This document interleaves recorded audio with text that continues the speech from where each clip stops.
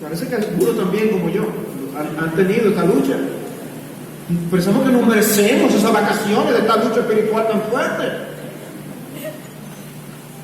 El pecado nos quiere hacer entrar en ese sentido. Pero recuerden, ¿qué es lo que va a hacer la tentación? Es mostrar una buena carnada para que no veamos el anzuelo.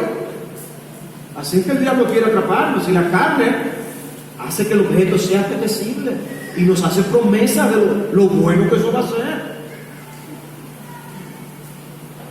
Pero nos esconde el anzuelo, nos esconde todo lo que va a haber atrás. Es como lo que Salomón advierte a ese hombre joven en Proverbios 5. Los labios de la mujer extraña destilan miel y su paladar es más suave que el aceite. ¡Ah! ¡Ah, yo quiero! ¡Qué descripción! Dice, pero su final es amargo como el ajenjo, agudo como espada de 2 filos, sus pies descienden a la muerte. Esa es la parte que la carne nos esconde. Nos muestra la primera parte. Mira qué bien. Pero no esconde todo el dolor, la tragedia, las consecuencias que hay detrás de esa satisfacción carnal. Es así que opera este conflicto. Alguien contó la historia de un joven que fue tentado a cometer 3 pecados: matar a su padre, cometer incesto y embriagarse. Pero le digo, no es verdad que yo voy a cometer esos 2 primeros pecados, es demasiado grosero. Con la otra área, si yo tengo dominio propio, a lo mejor puedo tomar algo, que no haya ningún problema. Abusó del alcohol y terminó cometiendo los otros 2 pecados también. Los pecados pequeños pueden parecernos inofensivos, pero no lo son. Los pecados pequeños es lo que precisamente hace que perdamos la sensibilidad de conciencia y en ese endurecimiento podemos cometer otras cosas que nunca pensábamos que íbamos a cometer. Y en eso es parte de la obra de esos deseos de la carne. Buscarnos persuadirnos de que total, es una tontería. Hermano, no es cierto que en nuestras mentes hay una clasificación de pecados que nosotros hacemos. No, total, nada más fue eso que yo hice. Y es cierto que son así delante de Dios. Son pequeños realmente. Porque a mí me impacta la manera como Santiago habla acerca de la lengua en Santiago capítulo 3. La lengua es un miembro pequeño, pero se jacta de grandes cosas. He aquí, cuán grande bosque enciende un pequeño fuego, y la lengua es un fuego, un mundo de maldad. Eso es como para uno quedarse callado el resto del día. Pero pueden parecer los pecados de la lengua algo pequeño. Pero no es así. Es algo abominable delante de Dios. La carne minimiza las repercusiones de los deseos pecaminosos para que cometamos el pecado. Pero la realidad es que no son pecados pequeños delante del Señor. Hermano, nosotros nunca nos ganamos el derecho de pecar contra Dios. Nunca. Por más pequeño que sea el pecado que tú piensas en tu mente que tú estás cometiendo. ¿Por qué? Porque no existe un Dios pequeño contra el cual pecar. Y por tanto no existen los pecados pequeños. Porque nuestro Dios es grande, los pecados contra Él son una gran violación de su palabra. Amados hermanos, piensen en estas 3 cosas. El Dios contra el que tú pecas no es pequeño. El precio pagado por Cristo para el perdón de tus pecados no fue pequeño. Y el infierno preparado para castigar pecados pequeños no es un tormento pequeño. Entonces no hay tal cosa como esos pecados pequeños. Eso es una estrategia en este conflicto que la carne utiliza para que satisfagamos deseos carnales.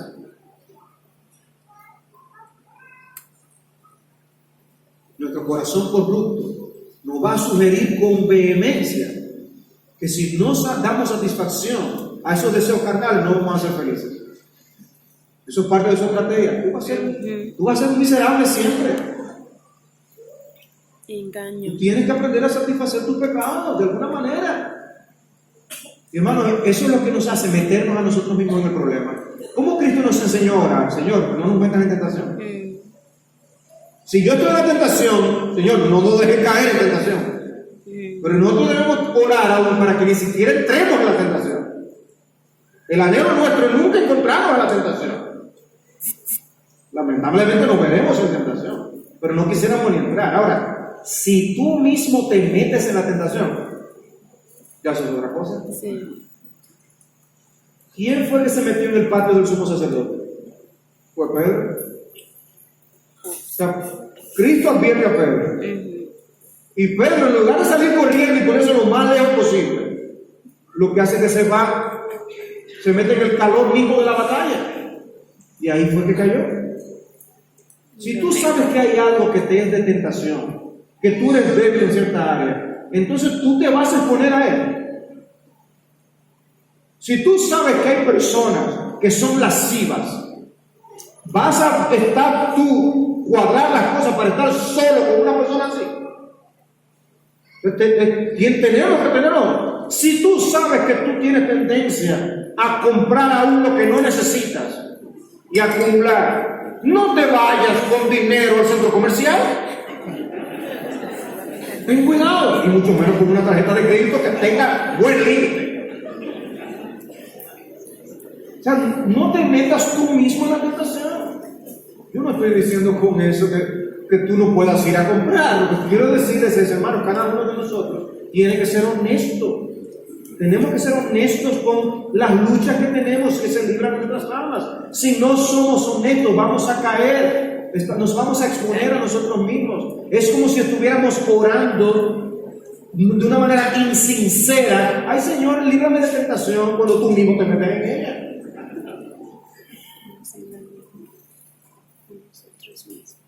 Por eso era John Owen que decía: lo que tú eres en oración, eso es lo que tú eres realmente delante de Dios. Eso es lo que tú eres. Pero nos encontramos, amados hermanos, en una gran batalla espiritual. Y esos deseos o serán satisfechos o serán muertos, como veremos ahora en un instante. Pero no hay bandera blanca y no hay social fuerte. Es una guerra en la que nos encontraremos hasta que lleguemos a la gloria. Y la carne nos va a tratar de impedir de que cumplamos con nuestros deberes. Y la carne nos va a tratar de hacer que hagamos las cosas indebidas y que ofenden a nuestro Dios. Va a impedirte que tú inicies va a comenzar el enero. Me voy a proponer ahora leer la Biblia con más consistencia y voy a orar mejor y nos hacemos propuestas. Pues adivina quién se va a poner a eso. Y si cuando tú tomas lápiz y papel y calculas qué hubo de gastos y de entradas en tu contabilidad espiritual, vas a tener que darte cuenta que tú le diste satisfacción a muchos deseos carnales y no a los deseos espirituales. Y después que tú entonces comienzas y ya te hiciste el plan, a lo mejor cantas victoria porque estás en abril y vas en el programa del calendario de lectura que tú te propusiste. Adivina quién va a tratar de que tú no llegues a mayo. Hermanos, esto es una lucha continua. Para que no comencemos a hacer lo bueno y si lo comenzamos, para que no lo terminemos. Pero eso es en cuanto a la realidad de esta lucha espiritual. La verdad que no quiero abundar más por razones de tiempo en este punto, pero estamos lidiando con un enemigo que es poderoso, que es insaciable y que es incansable. Y más bien que nosotros luchemos con ahínco en este asunto. Pero permítanme ahora ver el segundo punto que les mencionaba. No solo la realidad de este conflicto en la facultad de los deseos, sino que quisiera ver la estrategia que nosotros podemos usar para poder vencer. Y quiero verlo desde un punto de vista negativo y desde un punto de vista positivo, por las exhortaciones que hay en las Escrituras. Y no sé si se han dado cuenta ya, a medida que yo voy citando textos bíblicos, aspectos bíblicos, ¿Cuánto habla la palabra de Dios sobre los deseos? ¿Cuánto habla la palabra de Dios de los deseos? ¿Y cuánto nos da instrucciones precisamente para poder ser santos para la gloria de Cristo? Visto de una manera negativa, la Biblia nos manda en primer lugar a no proveer para los deseos carnales, para los deseos de la carne. No provea para los deseos de la carne. El texto es Romanos 13:14. Romanos 13:14 dice: vestíos del Señor Jesucristo y no proveáis para los deseos de la carne. Imagínense que ustedes tengan un animalito en la casa. Nosotros hemos tenido en nuestra casa varios tipos de animales. No me estoy hablando de mis hijos.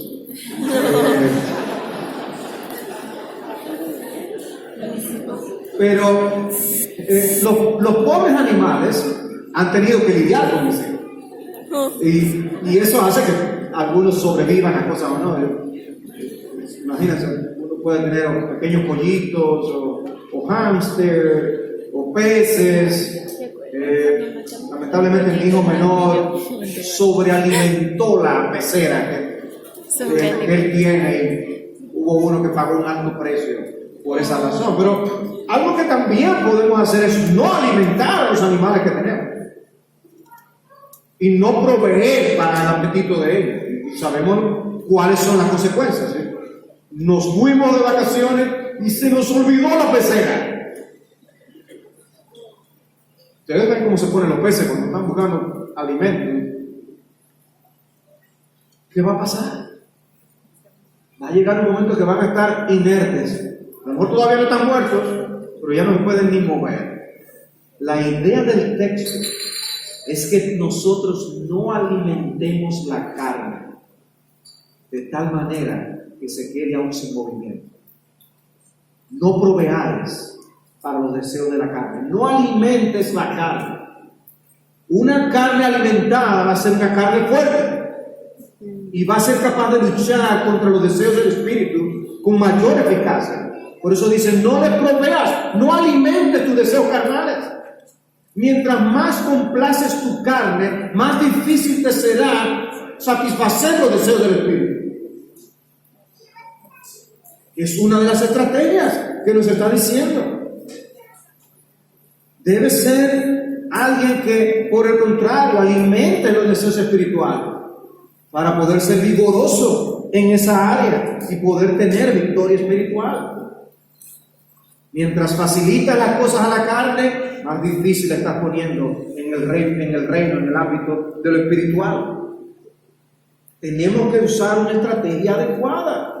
Era una parte de la estrategia que se usaba en antaño: sitiar las ciudades y cortar toda introducción de alimentos, aún de fuentes de agua. Cortaban a veces la entrada de los ríos a las ciudades amuralladas, para que los que estuvieran dentro sufrieran tan sed y tal hambre que se rindieran ante los ejércitos extranjeros.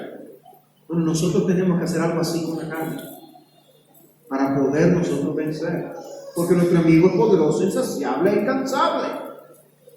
Y nosotros no queremos caer en sus trampas. Pero otro texto, otra estrategia que nosotros tenemos en las Escrituras es la que aparece en Colosenses 3:5. Y es mortificar los malos deseos o dar muerte a los malos deseos. Dice Colosenses 3:5: haced morir pues lo terrenal en vosotros: fornicación, impureza, pasiones desordenadas, malos deseos y avaricia, que es idolatría. ¿Ven? Tenemos que hacer morir lo terrenal. Cuando empieza a enumerar fornicación, impureza, pasiones desordenadas, son deseos desordenados, malos deseos y avaricia, que también es deseo, es en el ámbito de los deseos de esta lucha. Y está diciendo aquí: mátalos, hazlos morir. Todos estos pecados relacionados con los deseos a los que tú tienes que darle muerte. Y mientras más temprano le das muerte a esos movimientos e inclinaciones del alma, más fácil te será tener la victoria. No dejes que se complique. Debes dar muerte a los malos deseos, y quiero llamar la atención a esos malos deseos, como allí mismo se describe que no son buenos, son deseos incorrectos delante de Dios. Puede ser que no cometamos la acción, pero ya son deseos malos. Antes de cometer el acto, hay cosas a las que tenemos que dar muertes. O sea, todavía no hemos adulterado, todavía no hemos robado, todavía no hemos mentido, pero puede haber deseos incorrectos que provocarían esas acciones. Mátalos tú de mismo. Así que para salir airosos hay que dar muerte a los deseos de la carne. Nuestro objetivo es drenar de tal manera la vida del pecado que ese pecado no nos pueda afectar. Es J. Packer en su libro Palabras de Dios. Él dice, debemos tomar la iniciativa contra el pecado. Dice él, matarlo es nuestro objetivo. ¿Cuál es tu objetivo con el pecado? ¿Mantenerlo tranquilo simplemente o matarlo? Hermanos, nuestra meta tiene que ser erradicarlo. Nuestro propósito debe ser quitarlo del medio nuestro. Decía un puritano, Andrew Gray, a menos que un cristiano sea la ruina de sus iniquidades, la iniquidad será ciertamente su ruina. Nosotros entonaremos una canción de triunfo sobre nuestras pasiones, o nuestras pasiones entonarán una canción de triunfo sobre nosotros. Pero en tercer lugar, otra parte de la estrategia es niégate los malos deseos.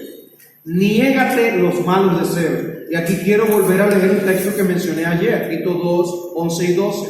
¿Recuerdan cuando fuimos a la escuelita de la gracia? ¿Qué nos enseña la escuelita de la gracia? A decir que no.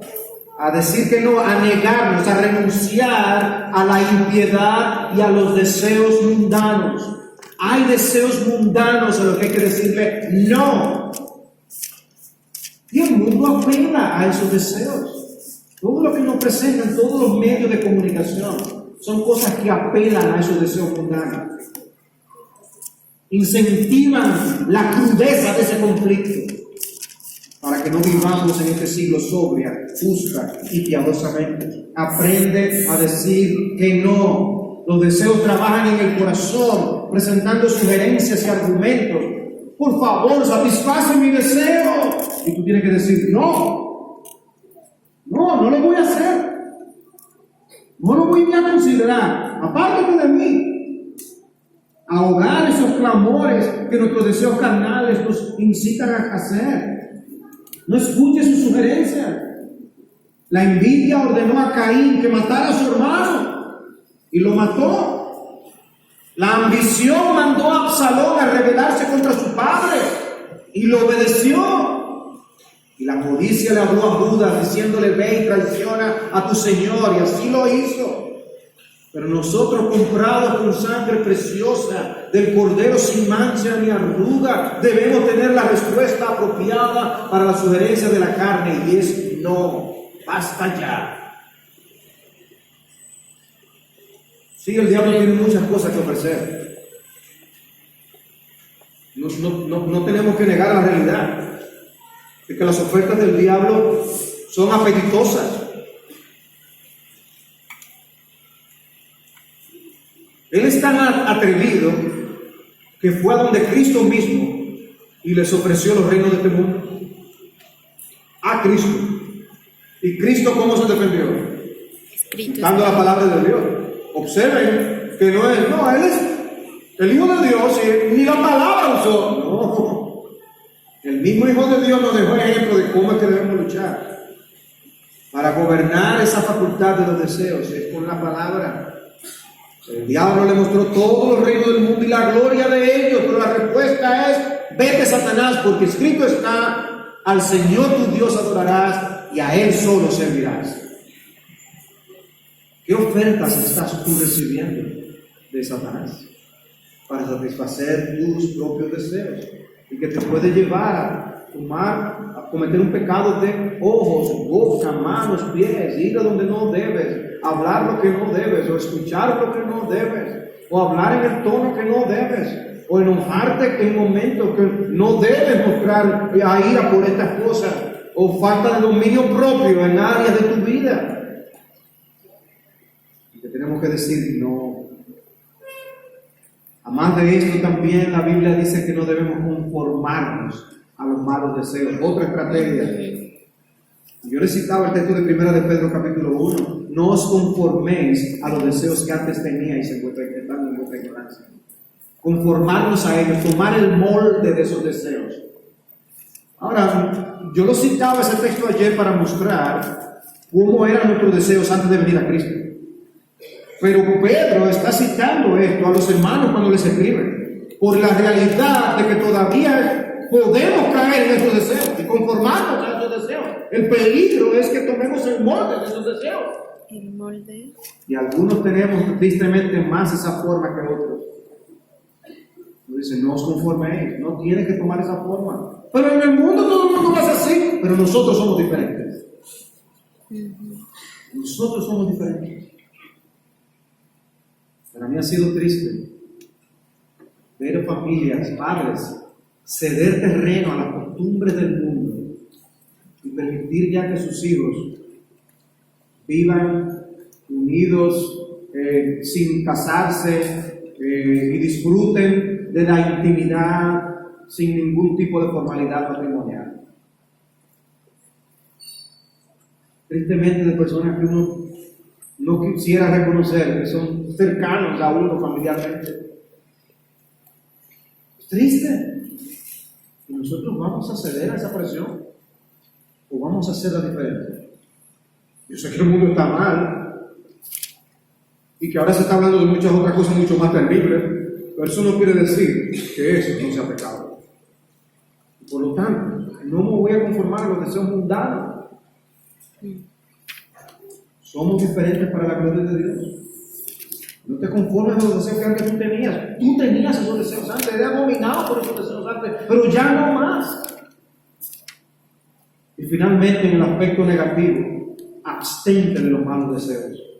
Abstente de los malos deseos. Primera de Pedro 2:11. Amados, yo os ruego, como extranjeros y peregrinos, que os abstengáis de los deseos carnales que batallan contra el alma. Oigan eso. Como extranjeros y peregrinos, no somos de aquí. El Señor nos cambió la ciudadanía. Tenemos pasaporte celestial. Vivamos como ciudadanos del cielo. Y dice, la forma es absteniéndonos de los deseos carnales que batallan contra el alma. Y observen el lenguaje de conflicto. Deseos carnales que batallan, y en la facultad en que se desarrollan es en el alma, es algo espiritual, y son los deseos carnales. No es simplemente que me abstenga de cometer los pecados externos, visibles, es que me abstenga aún de los deseos carnales, cuando ya aún nadie se da cuenta, donde Dios sabe de las cosas que yo me niego a mí mismo para guardar mi corazón, porque vivimos nuestro cristianismo en la presencia del Señor, Él que todo lo ve. ¿Cómo estás tú luchando? ¿Estás usando la estrategia adecuada? Es como tener siempre en nuestro oído esa frase de Pablo: huye de las pasiones juveniles. Huye de las pasiones juveniles. Pablo confiaba en Timoteo. Pablo puso a Timoteo en Éfeso, ministrando en su lugar. Pero dice: huye de las pasiones juveniles. Cuídate, Timoteo. Cuídate.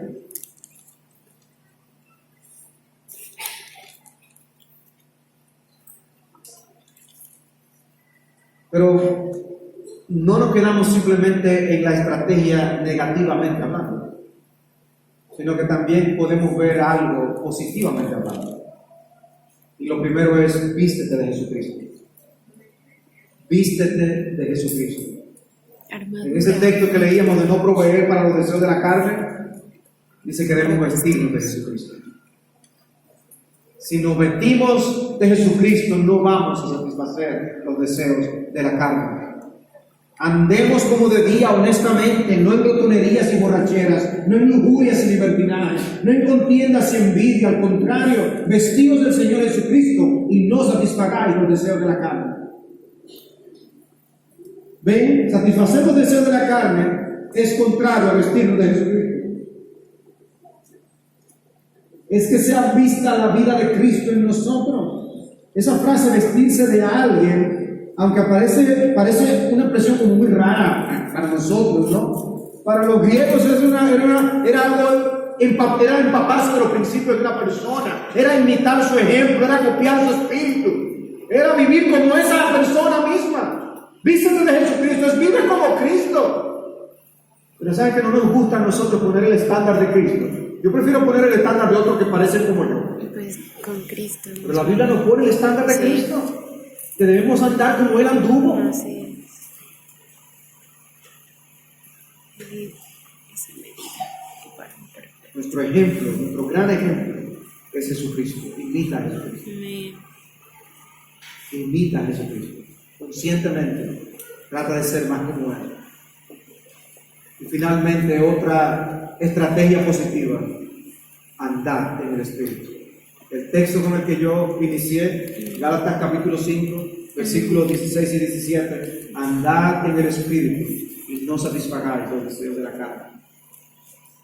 Andar en el Espíritu. ¿Tú te has preguntado lo que significa andar en el Espíritu?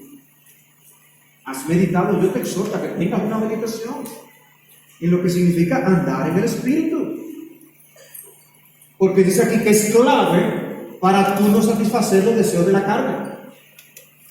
Si andamos en el Espíritu, vamos a estar realmente satisfaciendo los deseos del Espíritu y no los de la carne. Cuando nos conducimos por la dirección del Espíritu, por las inclinaciones del Espíritu, es que estamos andando en el Espíritu. La carne te inclina a algunas cosas, el Espíritu te inclina a otras. ¿Y cómo nos dirige el Espíritu de Dios? Con la palabra de Dios. Él inspiró la palabra y nos las ha dejado a nosotros para que vivamos según la voluntad de Dios. ¿Cuál es el problema de alimentar los deseos de este mundo? Bueno, que como dice 1 Juan 2:15, el problema es que vamos a terminar echando a un lado la voluntad de Dios. El que hace la voluntad de Dios sí permanece para siempre. Cuando andas en el Espíritu, cumple la voluntad de Dios. Cualquier inclinación hacia una violación de la palabra de Dios es satisfacer los deseos de la carne. Si tú estás minimizando alguna directriz de las Escrituras, tú estás satisfaciendo los deseos de la carne. Estás acomodando tu vida para que satisfaga la carne y no al Espíritu. Y recuerdan aquel otro texto que leíamos ayer de 1 de Pedro capítulo 4. Dice que debemos tener esa actitud de Cristo, ¿no? Que el que combatió contra el pecado, esa misma actitud, esa forma de pensar debe estar en nosotros. Ya no más, dice, para no vivir el tiempo que resta conforme a los deseos carnales. Sigue la voz del Espíritu de Dios según lo que ha revelado en su palabra. Todo el mundo lo hace, ¿qué tiene de malo? El que quiera ser amigo del mundo se constituye en enemigo de Dios. Es muy claro. Y luego dice, porque el Espíritu nos anhela celosamente. Andar en el Espíritu va a significar que tú andas agradando al Espíritu. Cuando tú no lo haces, si tú te vas, le das amores al mundo, el Espíritu entra en celos. Y el Espíritu nos anhela celosamente. Él no quiere verte dándole amores al mundo. Él quiere verte dándole amores a Dios y viviendo para Dios.